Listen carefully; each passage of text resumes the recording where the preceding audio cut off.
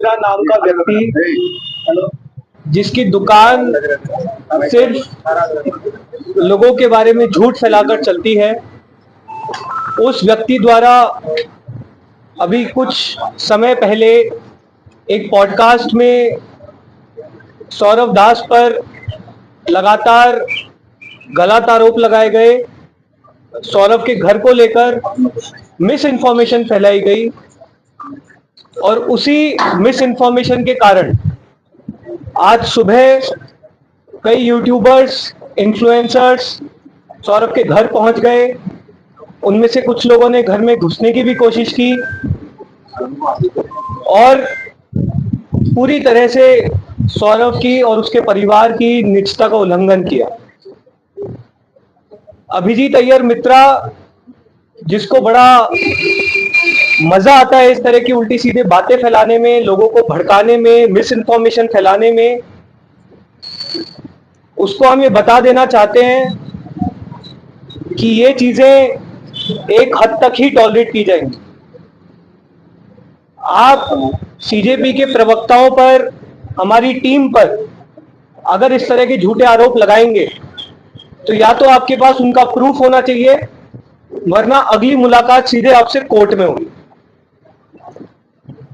अभिजीत अय्यर मित्रा वही है जब हमारा पहला जो 6 जून को प्रोटेस्ट हुआ था, वहां पे उन्होंने एक लड़के को भेजा था जिसका नाम मयंक बताया जा रहा है।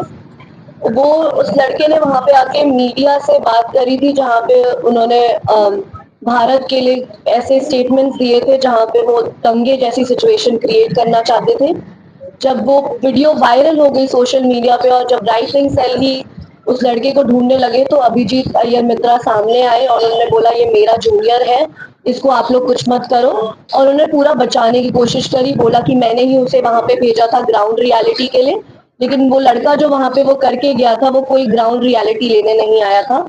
उसके अगेंस्ट हमने दिल्ली पुलिस में अभिजीत अय्यर मित्रा और उस लड़के के अगेंस्ट एक कंप्लेंट फाइल करी थी कि वो एफआईआर रजिस्टर करे under various sections of BNS, भारतीय न्याय संहिता, जो कि अभी तक दिल्ली पुलिस ने नहीं करी है लॉन्च। तो हम दिल्ली पुलिस से भी रिक्वेस्ट करेंगे कि वो देखें कि कैसे अभिजीत अय्यर मित्रा का कंडक्ट रहा है इस पूरे 1-1.5 महीने से, एंड इस पे as soon as possible act करें।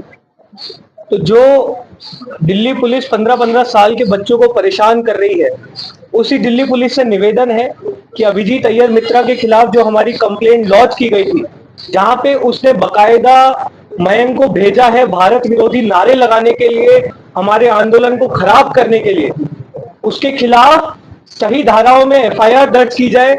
अभिजीत अय्यर मित्रा के खिलाफ यूएपीए में केस दर्ज किया जाए, क्योंकि उसने वहां पर भारत विरोधी नारे लगवाए हैं और लगातार इस आंदोलन को वो खराब करने की कोशिश कर रहा है। हमारे प्रवक्ताओं को परेशान किया जा रहा है मिस इन्फॉर्मेशन फैलाने के लिए।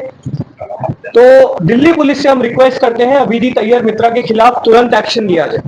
आशुतोष जी, एक मामला सामने आया है, पंजाब पुलिस ने वो सामने लाया है। उनका कहना ऐसा है कि 9 लोगों को उन्होंने गिरफ्तार किया है, जिसमें 8 लोग जंतर मंतर पर आए थे और उनको आईएसआई की तरफ से प्रशिक्षण दिया गया था और उनके पास बंदूक और बरामद किए गए हैं और जंतर मंतर हादसा करवाने का उनका प्लान था। नहीं, अगर वो लोग जंतर मंतर पे पहुंचे तो ये तो बहुत बड़ा सेंट्रल एजेंसीज का सिक्योरिटी फेलियर है। अगर आप देश के इतने सेंटर में, जहां पर एक बहुत पीसफुल प्रोटेस्ट हो रहा है, वहां पे इस तरह के लोग अगर पहुंच गए तो ये तो बहुत बड़ा इंटेलिजेंस फेलियर है। इस मामले में तो गृह मंत्री को आकर सफाई देनी चाहिए, तमाम सिक्योरिटी एजेंसीज को आकर सफाई देनी चाहिए।